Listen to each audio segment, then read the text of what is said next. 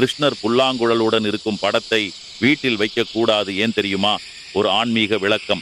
நீங்கள் கிருஷ்ண பக்தர் என்றால் இந்த வீடியோவை லைக் செய்து ஸ்ரீ கிருஷ்ணா நமஹ என்று கமெண்ட் செய்யவும். புல்லாங்குழல் ஊதும் கிருஷ்ணர் பிரிவு வேதனையில் இருக்கும் நிலையில்தான் இருக்கிறார். அந்த நிலை விரக்தி, பிரிவு, ஏக்கம் போன்ற அதிர்வுகளை வீடு முழுக்க பரப்பும் என்று சில சாஸ்திர நம்பிக்கைகள் கூறுகின்றன. கிருஷ்ணர் புல்லாங்குழல் ஊதும்போது அவர் இசை அனைத்தையும் தனது பக்கம் இழுக்கும். அதுபோலவே வீட்டில் அமைதி நிலைத்து இருக்காமல் வெளி உலகத்தை நோக்கி மனம் செல்கிறது என்று ஒரு ஆன்மீக பாரம்பரிய தர்மம்.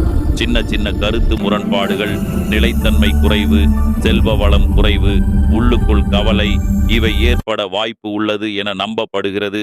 அதனால் வீட்டில் வைப்பதற்கு சிறந்த கிருஷ்ணர் வடிவங்கள் துலாபாரம் கிருஷ்ணர், குழந்தை கிருஷ்ணர், சங்க சக்கரம் தரித்த விசுவரூப கிருஷ்ணர், ராதா கிருஷ்ணர் திருமண வடிவம். இவை அன்பும் அமைதியும் செல்வ வளமும் குடும்ப ஒற்றுமையும் தரும் என்று சொல்லப்படுகிறது. நாம் எந்த உருவத்தையும் நம்பிக்கையோடு பக்தியோடு வைப்போம் என்றால் அது நிச்சயமாக நன்மைதான் தரும். நம் மனதில் எப்படியோ அப்படியே நம் வாழ்க்கையில் வெளிப்படும். பிரிவு துயரத்தை விட அன்பும் ஆசீர்வாதமும் நிறைந்த கிருஷ்ணரை தேர்வு செய்யுங்கள்.